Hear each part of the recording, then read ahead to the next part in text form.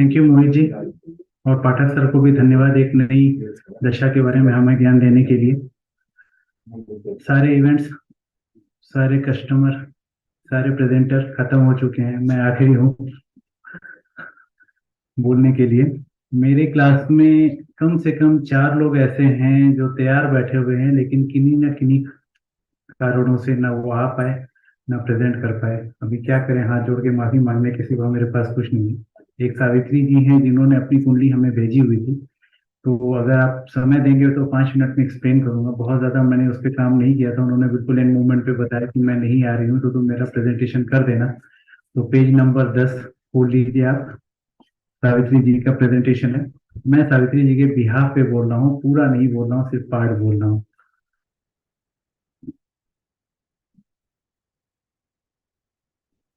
10 बस, उसके बाद बस।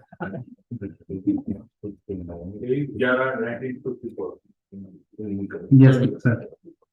Place of date of birth है 23/11/1954। डेट ऑफ बर्थ है, प्लेस ऑफ बर्थ है Allahabad UP. Time of birth है रात के 1:10।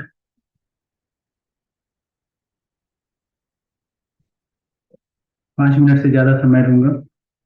जातिका का उपपद 6th हाउस में है, जहां पे उच्च का मंगल बैठा है। अब आप अंदाजा लगा सकते हैं कि जातिका क्या चीज है।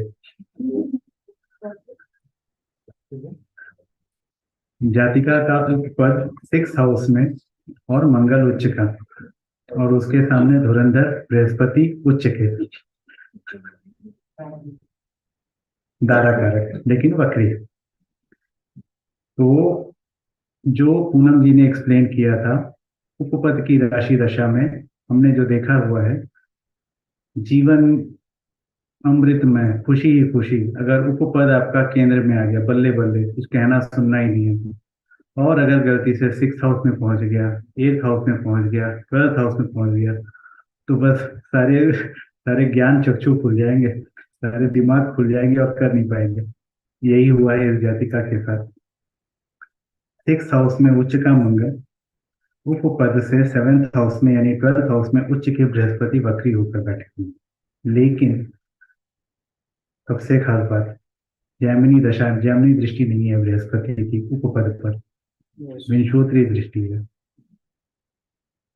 अब देखिए दूसरी बात, उपपद से 2nd हाउस यानी 7th हाउस पर उच्च के शनि, उच्च के बृहस्पति, स्वराशि शुक्र, चंद्रमा और बुध की दृष्टि है। उपपद से 2nd हाउस पे 5 ग्रहों की दृष्टि, जिसमें 2 ग्रह उच्च के बैठे हों, एक ग्रह स्वराशि का बैठा हो और चंद्रमा और बुध भी साथ में बैठा हो, तो जातिका को रुपए पैसे की और वेल्थ की कभी कोई कमी नहीं रही। ये एक तरीका है उपपद की राशि दशा से एक एनालिसिस करने का। विंशोत्तरी में तो आप चेक करिए ही करिए, जैमिनी में भी नॉर्मल तरीके से चेक कर लीजिए, लेकिन उपपद की राशि दशा से भी देख लीजिए। 3 साल की उपपद की राशि दशा आई, 95 96 से 98 तक, और उसी 3 साल में सारे कारनामे हो गए। सास गिर पड़ी, 10 साल के लिए बेड रिडन हो गई, उसी उपपद की राशि दशा में। उसी राशि दशा में उनके परिवार में एक लड़की की शादी हुई, जिसमें सास बिस्तर पर और चल नहीं सकती, उठ नहीं सकती, और सारी परेशानी। जिस लड़की की शादी हुई, जिस घर में शादी हुई, शादी बहुत अच्छे घर में हुई, लेकिन लड़की को भी एक पुत्र रत्न और एक पुत्री पुत्री रत्न की प्राप्ति भी हुई। लेकिन कुछ ऐसा हुआ जिसमें इनको जो है बहुत परेशानी आई, क्योंकि उस लड़की जिस परिवार में उसका ब्याह हुआ था, उस परिवार में कुछ फाइनेंशियल लॉसेस हुए और मेजर वाले, जिसके चलते वो पैसे का फंडिंग या सब कुछ काम इन लोगों को करना पड़ा। ये है, 2 इवेंट उन्होंने बताए थे मुझे जो मैंने लिखे हुए हैं। तीसरा उन्होंने ये बताया था कि उनके बेटे का भी हृदय परिवर्तन हो गया। पहले तो वो पूजा पाठ करता था, सब कुछ करता था, उसके बाद वो अपनी माँ के ऊपर इतना भारी पड़ा कि आए दिन का क्लेश कर दिया।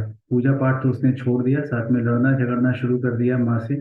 और जितनी शारीरिक और मानसिक परेशानी हुई इन 3 सालों में, उसका कोई कंपैरिजन नहीं है। ये उस जातिका का कहना है जिसकी ये कुंडली है, और सावित्री जी ने जिसके लिए प्रेजेंट किया है। अब देखने वाली बात यह है कि उपपद 6, 8 और 12th हाउस में हो तो जातक का वैवाहिक जीवन अस्त व्यस्त रहता है। उपपद पे ही आत्मकारक मंगल उच्च का बैठा हुआ है। मकर राशि दशा में जातिका ने काफी शारीरिक और मानसिक यातना झेली। उपपद राशि दशा से सेवेंथ हाउस में उच्च का बृहस्पति, सेवेंथ हाउस में उच्च का बृहस्पति यह दर्शाता है कि जातिका का पति एक सुलझा हुआ व्यक्ति होगा।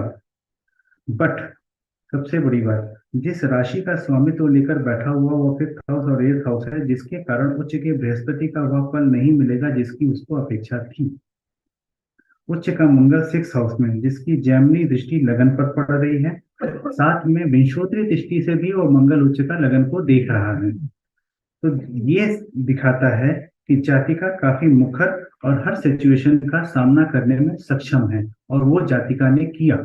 हर चीज से वो हर परेशानी के बावजूद भी निकलती हुई चली आई और अपना जीवन शांति से जी रही है। ठीक है, शारीरिक मानसिक परेशानी हुई, परिवार में हर किसी के क्लेश रहता है, किसके घर में तकलीफ नहीं है, लेकिन किसी की कम, किसी की ज्यादा और किसी की बहुत ज्यादा।